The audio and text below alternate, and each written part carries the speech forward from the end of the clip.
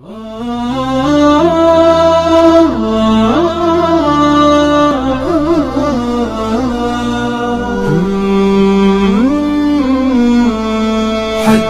حذيفة بالذي قال الرسول.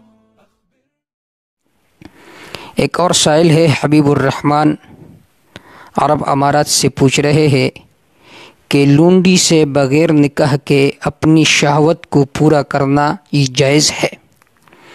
اس کا جواب یہ ہے کہ لونڈی سے بغیر نکاح کے اپنی شہوت کو پورا کرنا یہ جائز ہے۔ اب اس کی حکمت کیا ہے، اس کی وجہ کیا ہے، یہ ہم نہیں جانتے۔ جس طرح بیوی سے لطف اندوز ہونے کو شریعت نے جائز قرار دیا ہے، اسی طرح لونڈی سے بھی اپنی جنسی تعلق یہ قائم کرنا یہ جائز ہے۔ قرآن مجید کی متعدد آیات اس بات پر دال ہے۔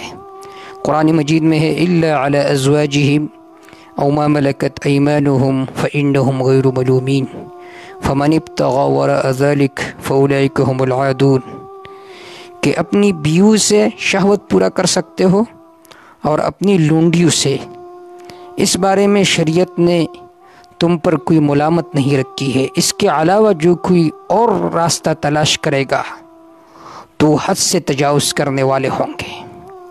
تو لہٰذا قرآن مجید کے نص سے یہ معلوم ہوتا ہے کہ خواہش پورا کرنے کے دو ہی جگہ ہے، ایک ہے اپنی بیوی سے خواہش پورا کرنا اور دوسرے نمبر پر ہے لونڈی سے خواہش پورا کرنا۔